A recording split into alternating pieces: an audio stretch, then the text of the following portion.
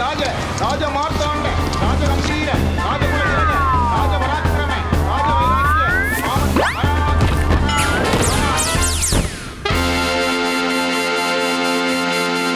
வணக்கம் மக்களே, இது நியூஸ் 18 தர்பார். நான் உங்க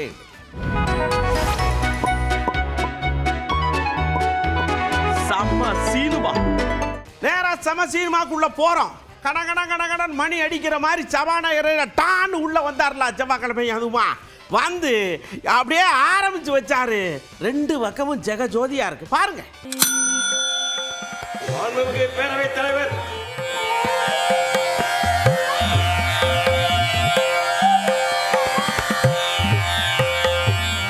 இன்சொலால் ஈத்து அளிக்க வல்லார்க்கு தன் சொலால் தான் கண்டனைத்து உலகு. இனிய சொற்களுடன் தக்கவர்க்கு பொருளை உதவி காக்க வல்ல அரசருக்கு இவ்வுலகம் தன் புகழோடு தான் கருதியபடி அமைவதாகும். 40 நாள் ஆச்சுக்க. நீங்க வாட்டுக்கு இதை செய்யலையா அதை செய்யலையா அங்க ஓலையா இங்க ஓலையா பேச மாட்டீங்க. நச்சான்னு கேட்டீங்கன்னா எப்படி நான் வேலையா பார்க்கறதா உங்களுக்கு பதில் சொல்றதா? இந்த வாருங்க நான் என்னென்ன பண்ணி வச்சிருக்கோம் ஒரு லிஸ்ட்டை தூக்கி போடார். அது மளிகை லிஸ்ட் மாதிரி பெருசா நீண்டுகிட்டு இருக்கு. பெண்கள் பாதுகாப்புக்காக சிங்கப்பெண் சிறப்பு படை, 200 யூனிட் வரை கட்டணமில்லா மின்சாரம், போதைப் பொருள் ஒழிப்புக்காக தனிப்படை, குறுவை நெல் சாகுபடியை ஊக்குவிப்பதற்காக 134.83 கோடி சிறப்பு தொகுப்பு திட்டம், வழிபாட்டு தலம், ஸ்கூல், பஸ் ஸ்டாண்டுன்னு அதுக்கு பக்கத்தில் இருக்கிற 717 மதுபான கடைகள் மூடப்பட்டன. அங்க வேலையில் இருந்தவர்களுக்கு வேறு கடைகளில் வேலை, கவனிக்கப்படாமல் விடப்பட்ட அம்மா உணவகங்கள் புதுப்பிக்கப்பட்டன. பத்திரப்பதிவு துறையில் பகல் கொள்ளைக்கு ஃபுல் ஸ்டாப் வைக்கப்பட்டுள்ளது. வருகையில்லா ஆவண பதிவு முறை கொண்டு வர உத்தேசிக்கப்பட்ட செயல்பாட்டில் உள்ளது. இங்க பாருங்க, எனக்கு செம கோவம் வருது. நீங்க அங்கிருந்து வந்து இங்க பாருங்க, நான் ரொம்ப எனக்கெல்லாம் ஒண்ணுமே தெரியாது அப்படின்னு நினைச்சுக்கிட்டு இருக்கீங்க. ஆமா, ஒண்ணுமே தெரியாது. லஞ்சம் வாங்க தெரியாது, கொள்ளையடிக்க தெரியாது, ஏமாத்த தெரியாது, மக்களுடைய வரிப்பணத்தை வீணாக்க தெரியாதுங்க அப்படின்னு ஏகத்துக்கும் தெரியாதுன்னு நம்மளை கிறங்கடிக்க. ஆமாங்க, எங்களுக்கு தெரியாதுதான். எங்க சட்டமன்ற உறுப்பினர்களுக்கும் அமைச்சர்களுக்கும் மக்கள் பணி செய்ய தெரிஞ்ச அளவுக்கு மக்கள் பணத்தை சுருட்ட தெரியாதுதான்.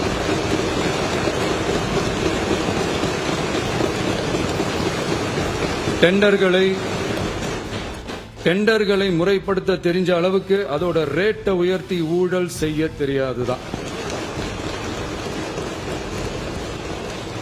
பதவி உயர்வு வழங்கவும் பணி இடமாற்றம் கலந்தாய்வு நடத்தவும் தெரியுமே தவிர பதவி உயர்வுக்கும் பணியிட மாற்றத்திற்கும் பணம் பறிக்க தெரியாதுதான். புதிய பணியிடங்கள் உருவாக்க தெரியுமே தவிர அந்த பணியிடங்களை பணத்துக்கு விற்க தெரியாதுதான்.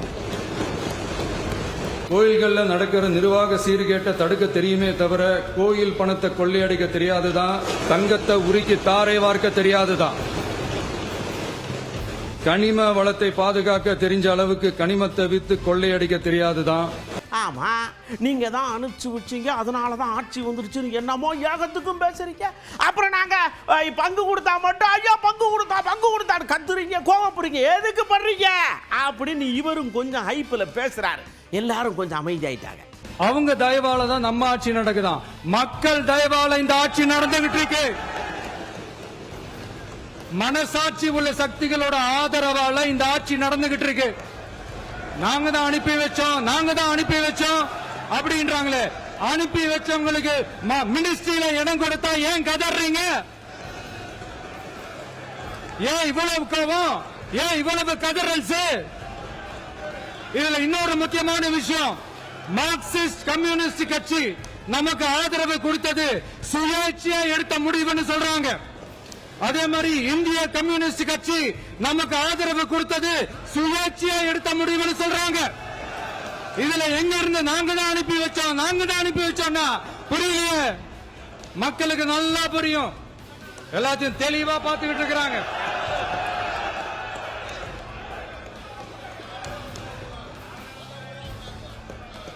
முதலமைச்சர் கண்டிப்பாக பண்ணலாம். மாநில முதலமைச்சர்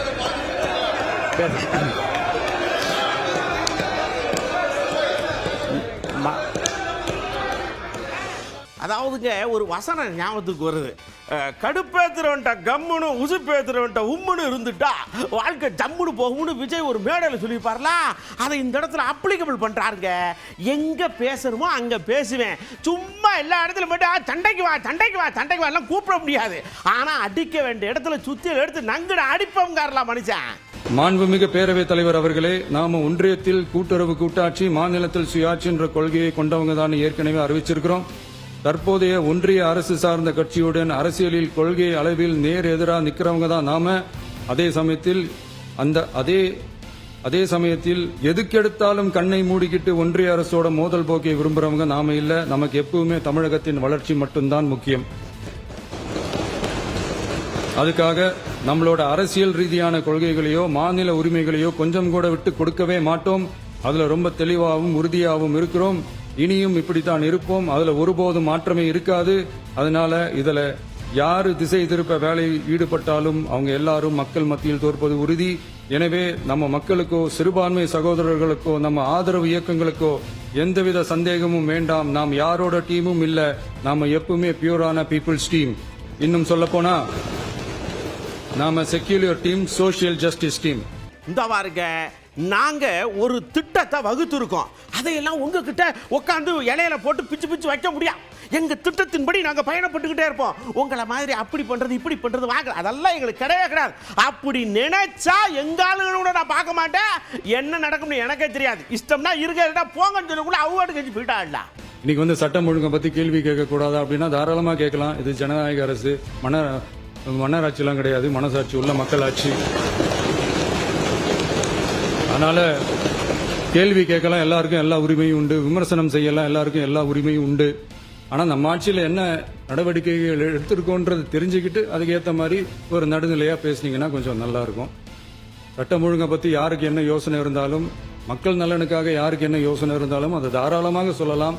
நம்ம அரசு அது காது கொடுத்து கேட்கும். ஆனா நம்ம அரசினுடைய நிர்வாக திறன் அதை பத்தி பேசுறவங்களுக்கு இந்த ஊரடிச்சு உலையில போட்டு ஊழல் மேல ஊழலா செஞ்சுக்கிட்டு அதுல இருந்து தப்பிக்கிறதுக்கு பேர் தான் நிர்வாகத்திறன் அப்படின்னு சொன்னா, அப்படிப்பட்ட ஒரு ஊழல் செய்யற நிர்வாகத்திறனை நம்ம அரசு ஒரு நாளும் செய்யாது. பொட்டி பெட்டியா பணத்தை வச்சுக்கிட்டு பெட்டியை வச்சு எல்லாம் செஞ்சுக்கிட்டு போதைப் பொருள் பாதுகாவல் கழக மாடல் அரசாங்கம் செஞ்ச ஒவ்வொரு ஊழலா வெளியில வந்துகிட்டு இருக்கு. டாஸ்மாக்ல அது என்னப்பா அது பேரு, பார்ட்டி ஃபண்ட் கட்சி நிதி அப்படின்ற பேர்ல அடிச்ச கொள்ளையெல்லாம் ஒண்ணா இப்போ கவர்மெண்டோட கஜானாவுக்குள்ள கொண்டு சேர்த்துக்கிட்டே இருக்கிறோம். சடக்குன்னு பார்த்தாரு சபாநாயகரையா. ஒருத்தர் போயிட்டாருனா இன்னொருத்தர் நின்று பேசிக்கிட்டு இருந்தா நல்லா இருக்காது. சபை நாகரிகம் இல்ல. ஐயா நீங்க உட்காருங்க, ஐயா நீங்க பேசுங்க, ஐயா நீங்க உட்காருங்க, ஐயா நீங்க பேசுங்க. மாத்தி மாத்தி மனுஷ மல்லு கட்டுறாருங்க சபாநாயகரையா. மாண்புமிகு முதல்வர்கள் பதில் உரைக்கு பிறகு நேரம் தரேன். அப்ப பேசட்டும், அவங்க பேசட்டும், அவங்கள பேச அனுமதி. உட்காருங்க உட்காருங்க.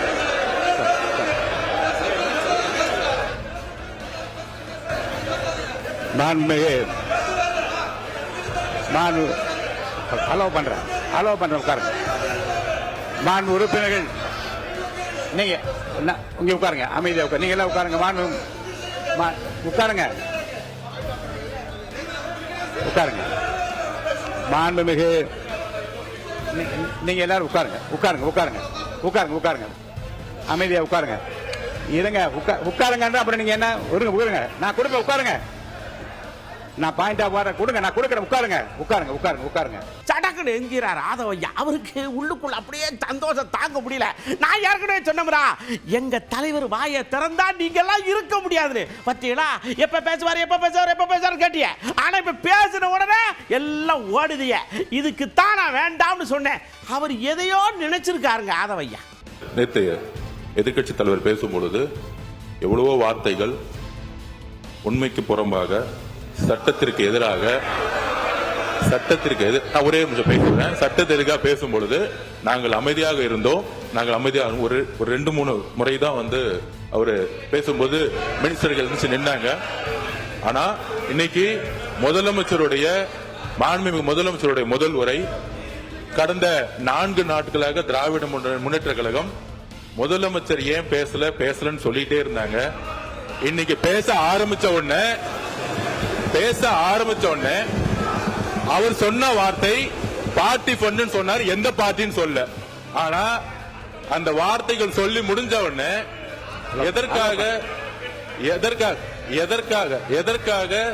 எதற்காக முதலமைச்சருடைய பேச்ச இவங்க வந்து குறுக்கிடுறாங்கன்னு தெரியல.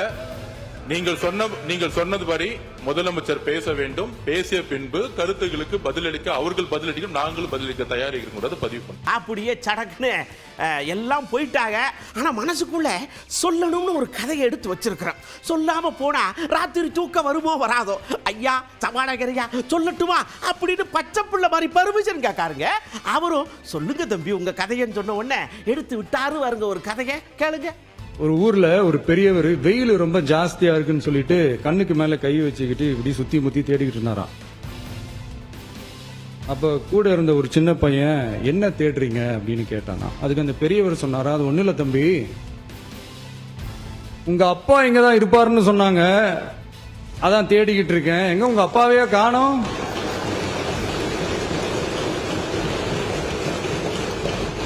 இல்ல அந்த எங்களுக்கும் நக்கலா நையாண்டியா சம்பந்தம் இல்லாத குட்டி கதை இதெல்லாம் எங்களுக்கும் பேச தெரியும்.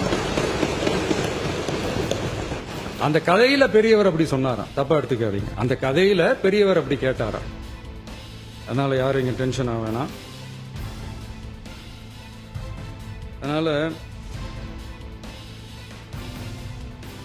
இன்னொரு இந்த என்னுடைய உரையை முடிக்கிறதுக்கு முன்னாடி போயிட்டாங்க, பேசலாமா? நிறைய உங்க கருத்துக்களை நீங்க முழுமையாக மன நிறைவோடு பேசலாம். டிவியில் பார்ப்போம். சரி, அதான் 5 நிமிஷம் பேசுனதுக்கே கொளத்தூரி இந்த ஆட்டம் அடிச்சு பேசுனா அப்புறம் என்ன பண்றது? அதாவது கதையை எடுத்து சொல்லுகும் பொழுதே அவருக்கு உள்ளுக்குள்ள ஒரு அப்படியே குறு குறு குறு குறு குறு குறு வருது. என்ன கதை அப்படி அவர் வந்து என்னைய என்ன வேணாலும் சொல்லலாம், ஆனால் நான் அதெல்லாம் இது பண்ண மாட்டேன் அப்படின்னு அவர் ஏகத்துக்கும் பேசும்போது எதுக்கு ஆள் இல்லைன்னா நல்லா பேசுவார் ஒரு மனுஷன். அதுக்காக எப்பயுமே இருக்க முடியாதுன்னு எல்லாரும் சொல்லுவாங்கல்ல. மனுஷன் அப்படித்தான் கதையை எடுத்து எடுத்து வைக்கிறார். நேற்று எதிர்கட்சி தலைவர், மாண்புமிகு எதிர்கட்சி தலைவர் பேசும்போது நிறைய பேசினாங்க. அதில் ஒன்று மட்டும் அரசு சொல்றதா நினைச்சுக்கிட்டு நம்மளை இன்டைரக்டா ஈவில் அப்படின்ற அந்த வார்த்தையை யூஸ் பண்ணாங்க. எனக்கு ஒன்று தான் சொல்லணும்னு தோணுது. ஈவில்ஸ்னு டெவில்ஸ் பேசக்கூடாது.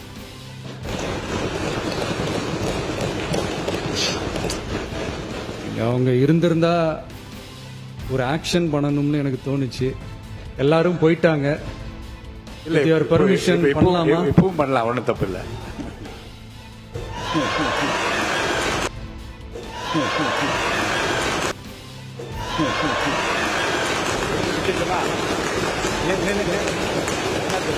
அதாவது சபாநாயகர் அவர்களே, எனக்கு ஒன்று பண்ணணும்னு தோணுது. அவரு ஒரு மெகா நடிகர் இல்லையா? திடீர்னு நீங்க வாட்டுக்கு முதலமைச்சர் பொறுப்பை கொடுத்துட்டீங்கன்னா அது அப்பப்போ உள்ள வரும்ல, அதனால கேட்டார். சபாநாயகர் பெர்மிஷன் கிராண்டட், டேக் ஆக்ஷன் அப்படின்னு அப்படி ஒரு வெட்டு போட்டார் பாருங்க. இந்த வெட்டை எங்கேயோ பார்த்தமா இருக்கேன்னு எல்லாரும் யோசிச்சதுக்கு அப்புறம் தான் தெரியுது அது இல்லை இது அப்படின்னு. அவங்க இருந்திருந்தா ஒரு ஆக்ஷன் பண்ணணும்னு எனக்கு தோணுச்சு. எல்லாரும் போயிட்டாங்க. பர்மிஷன் பண்ணலாமா? இப்பவும் பண்ணலாம், ஒன்றும் தப்பு இல்லை.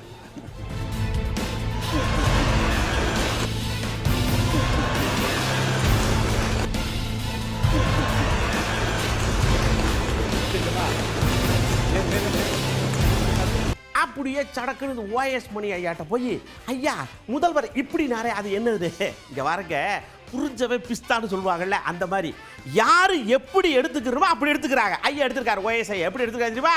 இது மின்வெட்டை குறிக்குது, அதனாலதான் இப்படி சரக்குங்கார்.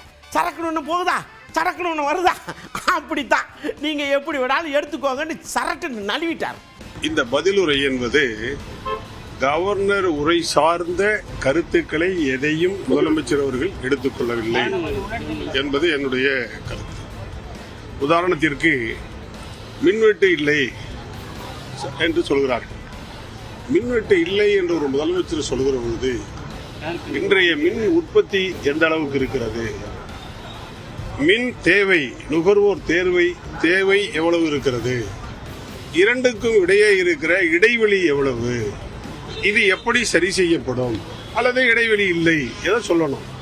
எதுவுமே இல்லாமல் மின்வெட்டு இல்லை என்று சொல்கிறார். இது எப்படி பதிலாக இருக்க முடியும்? அதே போல கவர்னர் உரையில் 49 பக்கங்களில் கவர்னர் சொல்லியிருக்கிற செய்திகளில் எதற்குமே முதலமைச்சர் பதில் சொல்லவில்லை. எதிர்க்கட்சி தலைவர் நேற்று சொல்லிய குற்றச்சாட்டுகளுக்கு அவர் நேரடியாக பதில் சொல்லியிருக்கிறாரே தவிர கவர்னர் உரைக்கான பதில் இது அல்ல என்பது. ஐயா உதயநிதி ஐயா, அங்கிட்டு என்னென்னமோ நடக்குது, நீங்க வாட்டுக்கு சட்டம் காட்டாம போனா நாங்க என்ன செய்யறது அப்படின்னு இங்க வரங்க. அவர் ஒரு ஸ்கிரிப்டடா பேசுறாரு, அது நல்லா தெரியுது. அது எங்களுக்கு அதுக்கு மேல கேட்க முடியல, அதனால வந்துட்டோம். அதுல ஏதாவது இந்த 4800 2800 6 சிலிண்டர்ல ஒண்ணு ஏதாவது இருக்குமான்னு பார்த்தா ஒண்ணு இல்ல. கொஞ்சம் ஏமாற்றமா இருக்கு. பட் இப்படி எல்லாம் பண்ணாதீங்க ப்ரோன்னு சொல்லலாம்னு ஆசையா இருக்கு, சொல்ல முடியல, வந்துட்டோம் அப்படிங்கிற உதயநிதி. இது ஒரு சினிமா ஷூட்டிங் தாங்க உள்ள நடந்துக்குது. அவர் 2 நாளா 3 நாளா ஃபுல்லா ரிஹர்சல் பண்ணிட்டு வந்திருக்கிறாரு.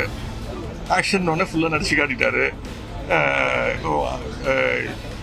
அதாவது அவர் தேர்தல் வாக்குறுதியில் என்ன சொன்னாரோ எது வரைக்கும் அந்த 4500 வேலை வாய்ப்பு இல்லாதவங்களுக்கு 4500 கொடுப்பேனாரு. அதை பற்றி எதுவுமே கிடையாது. நான் கேட்டேன், 6 மாதம் கழிச்சு தான் கொடுக்கணும், 6 மாதம் எடுத்துக்கோங்க, நிதி நிலைமை எல்லாம் சரி பண்ணிட்டு கொடுங்கன்னு சொன்னேன். ஆனால் அதை பற்றி எந்த விதமான பதிலும் இல்லை. அதை பற்றி இல்லை. மகளிர் உரிமை தொகை 2500 தரனாரு, அதை பற்றி இல்லை. கேஸ் சிலிண்டர் 6 சிலிண்டர்னாரு, அதை பற்றி வாயை திறக்கலை. இப்படி எந்த தேர்தல் வாக்குறுதி பற்றியும் அவர் பேசவே இல்லை. திமுக ஆட்சியுடைய திட்டங்கள் தொடர்ந்துகிட்டு இருக்கு. 1000 ரூபாய் ஊக்கத்தொகை கொடுத்துருக்கிறாரு, மகளிர் உரிமை தொகை கொடுத்துருக்கிறாரு. தமிழ் புதல்வன் புதுமை பெண் திட்டம் தொடர்ந்துகிட்டு இருக்கு. வேற எந்த புது திட்டத்தையும் அறிவிக்கல. சிங்கப்பெண் சொல்லி ஒன்று ஆரம்பிச்சாங்க. இப்போ அவங்களும் பார்த்தீங்கன்னா முதலமைச்சர் பாணியில் அவங்களும் ஷூட்டிங் பண்ணி ரீல்ஸ்லாம் போட ஆரம்பிச்சிட்டாங்க. எனவே இந்த ஆட்சி ஒரு கேலி கூத்து ஆட்சியாக ஒரு சினிமா ஆட்சியாக நடந்துட்டு. ஐயா வேற ஏதாவது அப்படின்னு உதயநிதி கேட்டவுடனே இருக்குல்ல, இன்னைக்கு நீங்க பாத்தீங்க அப்படின்னா அந்த ஸ்கிரிப்டை வச்சு படிச்சு அவர் பண்ண விஷயங்கள்லாம் பாத்தீங்கன்னா ஒரு 10 கண்டென்ட் தேரும், 10 ரீல்ஸ் போடலாம், போட்டுருவாங்க. கட கட கட கடன்னு கட் பண்ணி நம்ம வீட்டுக்கு போகிறதுக்குள்ள வந்துடும், சரட்னு வந்துடும். அதில் என்ஜாய் பண்ணி சூப்பராக இருப்பாங்க. பட் நாம் அப்படி பண்ண முடியாது. நாம் மக்களால் தேர்ந்தெடுக்கப்பட்ட பிரதிநிதிகள் அரசியல் பண்ணுவோம், கேள்வி கேட்போம், கேட்டுக்கிட்டே தாங்க இருப்பான் அப்படின்னு அவரும் போயிட்டார். அதாங்க அவர் audio launch function, trailer launch ஃபங்க்ஷன்லாம் இதுதான் அவருடைய பாணி. அதுதான் இங்கேயும் ஒரு கடைப்பிடிக்கிறாரு. சொல்லப்போனால் சட்டமன்றத்தை கிட்டத்தட்ட ஒரு சினிமா தேட்டர் மாதிரி ஆக்கிட்டாங்க. இன்னைக்கு விசில்லாம் அடிக்க ஆரம்பிச்சிட்டாங்க. இதெல்லாம் சபையே பார்க்காது, விசில் அடிக்க ஆரம்பிச்சிட்டாங்க. இன்னும் ஒரு மினிஸ்டர்லாம் டான்ஸ்லாம் நேரத்தில் ஆட ஆரம்பிச்சிருவாருன்னு நினைக்கிறேன். பாட்டெல்லாம் போட்டு ஐட்டம் சாங்லாம் போடுவாங்க. இது எல்லாமே இன்ஸ்டால யூடியூப்ல எல்லாம் ட்ரெண்ட் ஆகும். மக்களுக்கு நீங்க என்ன சொல்ல விரும்புறீங்க? இத பார்த்தா அதான் இது முழுக்க அவங்க இந்த சோஷியல் மீடியால ட்ரெண்ட் ஆகணும்னு, ரீல்ஸா போகணும்னு. இன்னைக்கு முதலமைச்சரோட பேச்சை நீங்க எடுத்து பாத்தீங்கன்னா கிட்டத்தட்ட ஒரு 1/2 மணி நேரம் பேசியிருக்காருன்னா அதுல ஒரு 10 ரீல் தேரும். பிளான் பண்ணி தான் பண்றாங்க. இது ஃபுல்லா ஸ்கிரிப்டடா தான் இருக்கு. இது நாங்கள் எதிர்பார்த்தது தான். ஓரளவுக்கு மேல பொறுத்துக்க முடியல. ரொம்ப எங்களுடைய ரொம்ப ஆர்டிஃபிஷியலாக பேசுறாரு, நடிக்க ஆரம்பிச்சிட்டாரு. இங்கேயும் செய்கையெல்லாம் கொஞ்சம் நடிச்சுக்காரு, ஆக்ஷன்லாம் இன்னும் ஸ்பீக்கர் ஆக்ஷன் கட்டு அதெல்லாம் இனிமேல் சொல்லுவாருன்னு நினைக்கிறேன். 1 மோர்லாம் போவாங்கன்னு நினைக்கிறேன். இனிமேல் ஸ்பீக்கர் அனுமதி வாங்கி ஆக்ஷன் பண்ணலாமான்னு கேட்குறாரு. ஸ்பீக்கர் ஆக்ஷன் அப்படின்றாரு. இனிமேல் முதலமைச்சர் இங்கே ஃபுல் கேரவேன்லாம் வந்துடும் நினைக்கிறேன். கேரவேனு, மேக்கப்பு, ஸ்டண்ட் மாஸ்டர் எல்லாம் வந்துருவாங்கன்னு நினைக்கிறேன். இது சட்டமன்றத்தை கிட்டத்தட்ட ஒரு ஷூட்டிங் ஸ்பாட்டாக மாற்றிட்டு இருக்கு. ஐயா ஒரு நிமிஷம் நில்லுங்க. நீங்கள் இப்படி சொல்கிறீங்க, முதல்வர் அந்த பார்ட்டி ஃபண்டுங்கிறாரு, அது அப்படியே கஜானாவுக்கு உள்ளே கொண்டு வர்றோங்கிறாரு, ஊழல்ங்கிறாரு. என்ன ஏது நீங்கள் என்ன அப்படி சொல்லு. இங்கே பாருங்கள், ஊழல் இருக்கா? நீங்கள் நேராக அதை ஆதாரத்தை எடுத்து போய் கோர்ட்டில் கொடுப்பீங்களா? அவங்க செயலில் பிடிச்சி போடுவாங்களா? நடக்கட்டும். அதை விட்டு சும்மா இங்கேனே வச்சுட்டு இருந்தா என்ன அர்த்தம்? கோர்ட்டுக்கு போங்க, அங்கே உண்மை என்னன்னு தெரியும்லங்கிறார். எந்த பார்ட்டி யாருக்கு கொடுத்தாங்க, ஏதாவது ஒரு ஆதாரம் இருக்கா? சும்மா 19 இப்படி ஒரு குற்றச்சாட்டு சொல்லும் போது ஒரு ஆதாரம் இருந்தால் அதுக்கு நம்ம பதில் சொல்லலாம். நீங்க அதிமுக தான் கேட்கணும். ஏன் நீங்க அமைதியா இருக்கீங்கன்னு அவங்ககிட்ட கேட்கணும். அப்படியே நம்ம முன்னாள் போக்குவரத்து துறை அமைச்சர் சிவசங்கர் ஐயா வந்தார். கண்டக்டர் விசில் அடித்த மாதிரி கணீர் பதில் வருது. என்னன்னா, நீங்கள் ஒரு குட்டி கதை சொன்னீங்க, அதில் அப்பாவை காணும் அப்படின்னு சொன்னீங்க. எங்களுக்கும் குட்டி கதை சொல்ல தெரியும், நாங்கள் சொன்னால் நல்லா இருக்காது, இருந்தாலும் வேற வழி இல்லை. ஒரு அப்பா தன் மகனை தேடிக்கிட்டு இருக்கார். அதை இன்னொரு ஆள் பாண்டிச்சேரியில் வந்து கூட்டி போயிட்டாரு அப்படின்னு புலம்புறாரு. இப்போ நான் எங்கே போய் சொல்ல அப்படின்னு கேட்காரலா, பதில் யார் சொல்ல போறிய? தேர்தல் போது குட்டி கதை சொல்லுவார். அவருடைய திரைப்பட பாடல் ரிலீஸ், பட ரிலீஸுக்கெல்லாம் குட்டி கதை சொல்லுவார். இன்றைக்கும் குட்டி கதை சொல்கிறார். அப்பா கதை. உங்கள் அப்பாவுக்கு நீங்கள் எப்படி நடந்து கொண்டீர்கள் என்பதையும் உங்கள் அப்பா பேட்டி கொடுத்திருக்கிறார். மரியாதைக்குரிய S.A. சந்திரசேகர், என்னுடைய மகன் என் கட்டுப்பாட்டில் இல்லை, புஷ்யானந்தி கட்டுப்பாட்டில் இருக்கிறார் என்று வெளிப்படையாக பேட்டி கொடுத்திருக்கிறார். அது குறித்து இன்னும் நீங்கள் எந்த தெளிவும் சொல்ல. என்ன சொன்னால், எங்களுடைய எதிர்க்கட்சி தலைவர்கள் சொன்னது போல கணவனை காணவில்லை என்று மனைவி செங்கல்பட்டு கோர்ட்டிலே வழக்கு தொடுத்திருக்கிறார். அப்பாவை காணாமல் மகளும் தவித்து போயிருக்கிறார்கள். நீங்கள் அதெல்லாம் விட்டுட்டு அடுத்தவங்க அப்பா கதை சொல்றீங்க. ஆனால் எங்கள் தலைவர் எப்படி ஒரு சிறந்த மகன் என்பதற்கு எங்களுக்கு எதிர்க்கட்சியாக இருந்தாலும் பாட்டாளி மக்கள் கட்சி தலைவர் மரியாதைக்குரிய டாக்டர் ராமதாஸ் சொன்னார், மகன் என்றால் மு.க. ஸ்டாலினை போல் இருக்க வேண்டும் என்று. தமிழ்நாட்டினுடைய இருக்கின்ற படிக்கின்ற பிள்ளைகள் அவரை எப்படி அழைத்தார்கள் என்பது எல்லோருக்கும் தெரியும். எனவே எங்களுக்கு அறிவுரை கூறுகிற வேலையை முதலமைச்சர் விஜய் நிறுத்திக் கொள்ள வேண்டும். முதலில் உங்கள் குடும்பத்தை நீங்கள் பாருங்கள், அடுத்தவர்கள் குறை சொல்வதை வைத்துக் கொள்ளலாம். வர்றாருல ஜவாஹிருல் ஐயா, இங்கே பாருங்க, இந்த விவசாய மக்களை ஏதாவது ஒன்று நீங்கள் பாட்டுக்கு கதை சொல்கிறேன், இதை சொல்கிறேன், அதை சொல்கிறேன்னு பாட்டு பாரு சிம்பிள் போடுறோம்னு இருக்கீங்க. இந்த விவசாயிகளுக்கு ஏதாவது ஒட்டு மொத்தமாக அடித்து தள்ளி விட்டு அழிச்சு கழிச்சு விட வேண்டியதானே? கொஞ்சம் கொஞ்சமாக தள்ளி விட்டுக்கிட்டு பாவம் அது ஊரா வானம் பார்த்த பூமியாக வாயை பார்த்துக்கிட்டு நிற்கிது, ஏதாவது ஒன்று சொல்லி விடுங்க ஏன்னு கேட்காரு. ஒருவேளை நாளைக்கு கிழக்கு சொல்லுவாராடமே தெரில. இன்றைக்கு காவேரி படுகை, அதாவது டெல்டா மாவட்டங்களில் குறுவை சாகுபடி செய்யப்படுமா, செய்ய முடியுமா முடியாதா என்பது குறித்து விவசாயிகள் பெரும் அச்சத்தில் இருக்கிறார்கள். காவேரி நீர் குறித்து விவசாயிகளுடைய அந்த அச்சத்தை போக்கக்கூடிய வகையில் எந்த ஒரு வார்த்தையும் முதலமைச்சர் விஜய் அவர்களுடைய பதிலுரையில் இல்லாததை தான் பெரும் ஏமாற்றம் என்று குறிப்பிடுகிறேன். அது மட்டுமல்ல, பயிர்க்கடன் தள்ளுபடி குறித்து ஏற்கனவே 2 முறை இந்த அரசு அது குறித்த அறிவிப்புகளை செய்திருக்கிறது. ஆனால் தமிழக வெற்றிக் கழகத்தினுடைய தேர்தல் அறிக்கையில் முழுமையான பயிர்க்கடன் தள்ளுபடி இருக்கும் என்று சொன்னார்கள். அதை தான் விவசாய பெருமக்கள் எதிர்பார்க்கிறார்கள். அது குறித்து எதுவும் சொல்லாமல் விவசாயிகள் மீது எங்களுக்கு அக்கறை இருக்கின்றது என்று சொல்லிவிட்டு ஏற்கனவே சொன்ன அதே அளவுக்கான தள்ளுபடி மட்டும்தான் இருக்கும் என்று குறிப்பிட்டது மாற்றமல்ல, அது ஒரு ஏமாற்றமாக தான் இருக்கின்றது. அப்படியே சடக்குன்னு ஆர் ராசாயா கதை எங்களுக்கெல்லாம் நாங்கள்லாம் டன்னு கணக்கில் வச்சுருக்கோம், எடுத்து கொடுத்துருவோம். ஸ்டாலின் சார் அப்படின்னு மேடையை போட்டு பேசுகிற உங்களால் என்ன பண்ண முடியும்? இப்போ வரைக்கும் என்ன பண்ணுறீங்க? ஆனால் நாங்கள் எலெக்ஷனுக்கு 4 நாளைக்கு முன்னாடியே சரட்டுன்னு மசோதாவே காலி பண்ணுற ஆளுங்க. கதை எங்களுக்கு நிறையா இருக்குது. ரொம்ப பேச வேணாம் தம்பி, பார்த்துக்கங்க. கவர்னர் உரையில சொல்லி இருக்கிறீர்களே, நாங்கள் மொழி திணிப்பை ஒப்புக்கொள்ள மாட்டோம், இந்தி திணிப்பை ஒப்புக்கொள்ள மாட்டோம், சமஸ்கிருதத்தை ஒப்புக்கொள்ள மாட்டோம் என்று சொன்னீர்களே. இந்த அரசாங்கம் எதிர்த்து சட்டமன்றத்தில் இந்த சிபிஎஸ்இ பள்ளிக்கூட சிலபஸை நாங்கள் தமிழ்நாட்டில் ஒப்புக்கொள்ள மாட்டோம் என்று சொல்லுகின்ற யோகிதை இந்த முதலமைச்சருக்கு உண்டா? கேட்ட dialogue, reel dialogue. Stalin sir யார்? அந்த ஸ்டாலின் சார் மக்களால் தேர்ந்தெடுக்கப்பட்டு அரசியல் சட்டத்தின் அடிப்படையில் அரசியல் சட்டத்தை சொல்லி முத்துவேல் கருணாநிதி ஸ்டாலின் என்கின்ற நான் முதலமைச்சராக பொறுப்பேற்றுக் கொண்டு அரசியல் சட்டத்தில் சொல்லப்படுகின்ற கடமைகளை நிறைவேற்றுவேன் என்று சொன்ன முதலமைச்சர், கவனிங்க, என்று சொன்ன முதலமைச்சர் அதே அரசியல் சட்டத்திலே சத்தியப்பிரமாணம் எடுத்துக்கொண்டிருக்கிற பிரதமர், கேபினெட், அந்த கேபினெட் சொல்லுகின்ற எந்த திட்டத்தையும் எங்களுக்கு ஏற்படவில்லை என்றால் அது இடபிள்யூஸா, வந்தே மாதரமா, மும்மொழி கொள்கையா, நீட்டா, எங்களுடைய இறையாண்மை வேறு, ஒரே நாட்டில் இருக்கிற ஒரே அரசியல் சட்டம், ஆனால் நாங்கள் out of control to Delhi என்று சொல்லுகின்ற ஒரு மாமனிதன் தான் ஸ்டாலின் சார். அப்படியே தமிழ்மூன் அன்சாரி ஐயா வராரு. அண்ணே ரொம்ப அழகாக பேசுகிறேனே, ஆனால் அது பூரா அந்த சினிமா ஓரியன்டாகவே இருக்குது. கொஞ்சம் ரியலுக்கு வாங்க. நீங்கள் தான் முதலமைச்சருங்கிறது ஃபஸ்ட்டு நீங்கள் நம்பிருங்க. நீங்கள் நம்பினா தான் முதலமைச்சருக்கு உண்டான விஷயம் வெளியே வரும். அதை விட்டு பூரா டயலாக் வசனாக இருக்குதுண்ணே. கொஞ்சம் அப்படி அப்படி அப்படி அப்படி வாங்கினேன்னு கையை பிடிச்சி இழுக்காத குறையாக கூப்பிட்றார், போயிடுவார் கண்டிப்பாக. ஜனநாயகத்தில் எதிர்க்கட்சிகளுடைய நியாயமான கோரிக்கைகள் பரிசீலிக்கப்பட்டிருக்க வேண்டும். முக்கியமாக எதிர்க்கட்சிகள் குறிப்பாக திராவிட முன்னேற்ற கழகத்தில் வெளிநடப்பு செய்த பிறகு முதல்வர் அவர்கள் சைகையின் மூலமாக இப்படிப்பட்ட செய்கைகளை காட்டியதெல்லாம் ஒரு ஆரோக்கியமான பண்பாடான செயலா என்று எனக்கு தெரியவில்லை. ஏனென்று சொன்னால் நேற்றைய தினம்தான் பேரவைத் தலைவர் அவர்கள் எந்த உறுப்பினரும் சைகைகளை செய்யக்கூடாது, அதுவெல்லாம் கண்ணியக்குறைவான நடவடிக்கை, கண்ணியக்குறைவான நடவடிக்கைகளை யார் செய்தாலும் அவர்கள் மீது நான் நடவடிக்கை எடுப்பேன் என்று பேரவைத் தலைவர் நேற்று தான் கூறியிருந்தார். ஒரு சபையுடைய மாண்பு மரபுகள் என்று இருக்கிறது.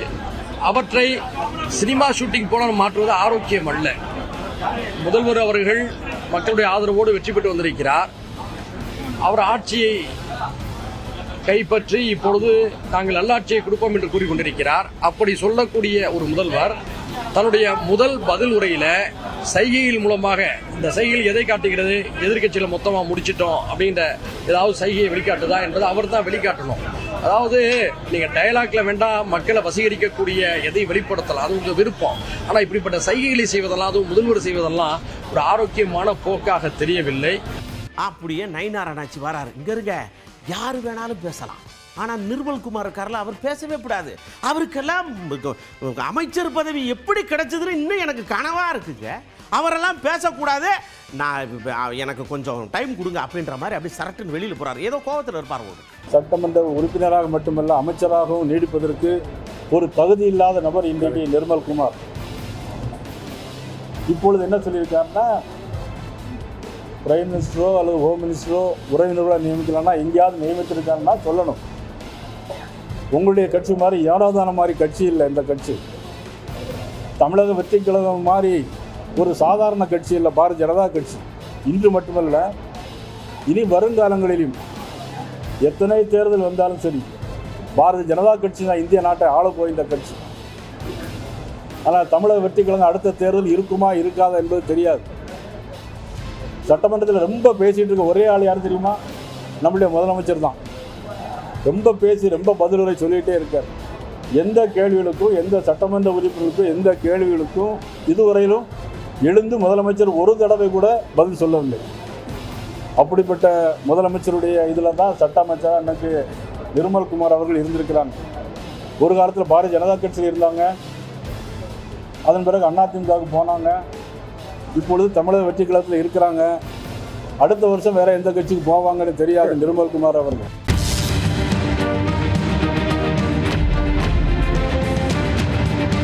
அப்படியே சட நீங்க வாங்க வாங்க வாங்க, என்ன அங்கடே நின்றுட்டு இருக்கீங்க, வாங்க அப்படி சொல்லி அந்த அங்கே கூட டீ கடையில் இருக்கவங்களாம் கூப்பிட்டு, அதாவது முந்தி முதல்வர் பேசுறது பெருசாக காட்டுவாங்க, அவங்க தான் சட்டசபையில் பேசுவாங்க, இது பண்ணுவாங்க, ஃபயர் அப்படின்னு தெரியும். எதிர்கட்சி என்ன வச்சுனா ஒன்றும் தெரியாது. இப்போ இந்த பக்கம் காட்டுறாங்க, அந்த பக்கம் காட்டுறாங்க, பார்க்கறதுக்கு நல்லா தான் இருக்கு.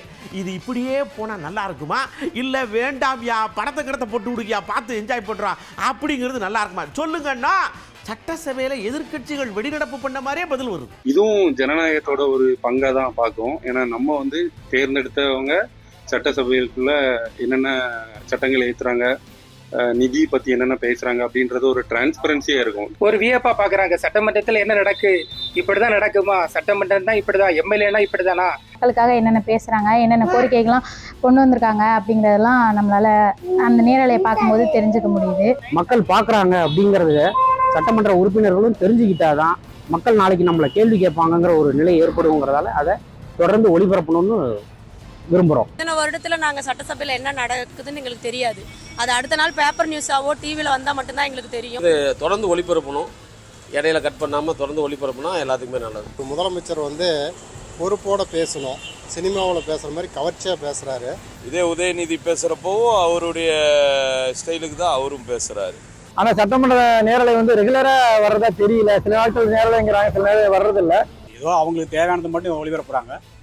மக்களுக்கு அவங்க ஆளுங்கட்சிக்கு சாதகமாக தான் ஒளிபரப்புறாங்க. இதை தொடரணும், தொடர்னாதான் மக்களுக்கு என்ன நடக்குது ஏது நடக்குதுன்னு தெரியும். இல்லைன்னா தெரியாமே இருப்பாங்க. மக்களுக்கு தேர்ந்தெடுக்கப்பட்ட பிரதிநிதிகள் மக்களுக்காக சேவை செய்யறதை விட்டு வெளிநடப்பு செஞ்சு அது என்ன பிரயோஜனம்? என்ன நடக்குது அப்படின்னு தெரிஞ்சப்போ சரி இதுதான் நடக்குது. இது போல தெரியாதவங்கலாம் இப்போ ஒரு சாதாரண ஒரு ஏழை மக்கள்லாம் கூட செல்லிலே இப்போ பார்த்து தெரிஞ்சுக்கிறாங்கல்ல. மேலும் சட்டமன்ற நடவடிக்கைகளில் சட்டமன்ற உறுப்பினர்கள் எந்த அளவுக்கு சிறப்பாக செயல்படுகின்றார்கள் என்பதை பொதுமக்கள் அறிந்து கொள்வதற்கு அது மிகவும் பயனுடையதாக இருக்கும். மக்களுக்கு உள்ள நான் என்னென்ன எதிர்கட்சிகள் என்னென்ன பேசுகிறாங்க வைக்கிறாங்க, ஆளுங்கட்சி என்னென்ன அதுக்கு பதில் சொல்லுது அப்படின்றது மக்களுக்கு தெரியுது, நல்லது தானே. நம்ம தேர்ந்தெடுக்கப்பட்ட எம்எல்ஏ என்ன பேசுகிறாங்க, ஆளுங்கட்சியாக இருந்தாலும் எதிர்கட்சியாக இருந்தாலும் நம்மளோட கோரிக்கையை அவங்க என்ன சொல்கிறாங்களா இல்லைன்னு தெரிஞ்சுக்கலாம். தமிழ்நாடு அசெம்பிளியில் ஏதோ ஒரு பொழுதுபோக்கு சினிமா மீம்ஸு இதை பற்றி ரொம்ப சங்கடமாக இருக்குது. எனக்கு இது ஒளிபரப்பில் எனக்கு இஷ்டம் இல்லை. இதுவரைக்கும் நம்ம தர்பார்ல அப்படியே சட்டசபையில் எந்த அளவுக்கு நம்மளுடைய பிரச்சனைகளை அலசி ஆராய்ஞ்சு சண்டை போட்டாங்க பார்த்தீங்களா, இதே மாதிரி அடுத்த தர்பார்லையும் நமக்காக சண்டை போடுற விஷயங்களா எடுத்து தாரா பார்த்து தள்ளுங்க. அவ்வளவுதான். அடுத்த தர்பாரில் சந்திக்கிற வரை உங்களிடமிருந்து அன்போடு விடைபெற்றுக் கொள்வது உங்கள் அன்புடன் எழில். வணக்கம்.